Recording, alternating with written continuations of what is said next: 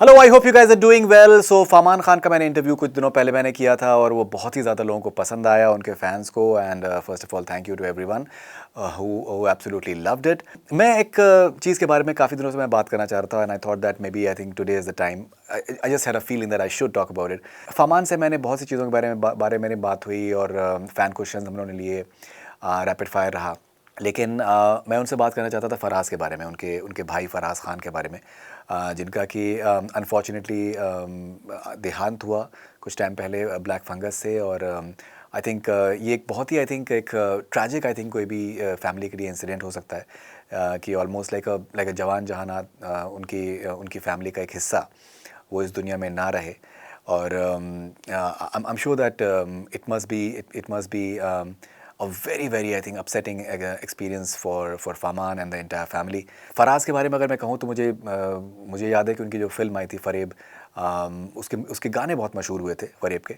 और he had made his presence felt over there. और फिर किस तरीके से उनका सफ़र रहा वो भी एक आई थिंक उसके बारे में बात हो सकती है।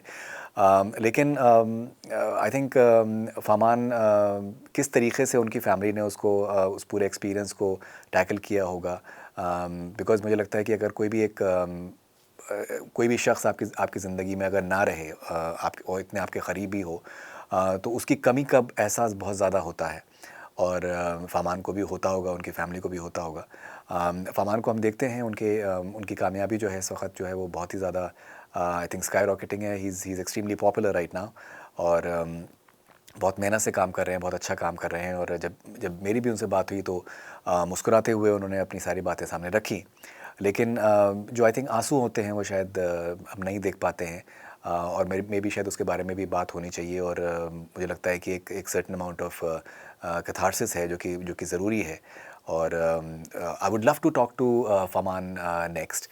एंड मैं बात करना चाहूँगा उनसे फराज के बारे में और उनकी मेमोरीज़ के बारे में और वो कैसे डील करते हैं। Because someone you are so close to और वो आपकी ज़िंदगी का हिस्सा है, वो नहीं रहे तो आई थिंक जो एक वैक्यूम होता है उसको भी डिफ़ाइन कर पाना बहुत मुश्किल है। And it must be I think really tough experience for Farman. मैं कहूँगा कि बहुत ही ब्रेव हैं, जिस तरीके से वो उसको इस आई थिंक ट्रेजिडी से उबरने की कोशिश कर रहे हैं। बहुत ही कम अर्सा हुआ है और मुझे लगता है कि जैसे जैसे वक्त गुजरता जाएगा, जैसे जैसे साल गुजरता जाएगा, तो आई थिंक एक सेंस ऑफ वैक्यूम और ज़्यादा बढ़ेगा।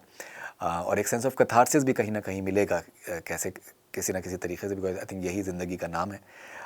बट आप मुझे बताएं कि that how you look at the courage that Farman and his family have displayed after losing someone so close as Faraz, their own brother, their own son. And do share your comments and thoughts, and I'll be eagerly waiting for that. This is Faridoon Sharia for Connect FM Canada. Stay connected.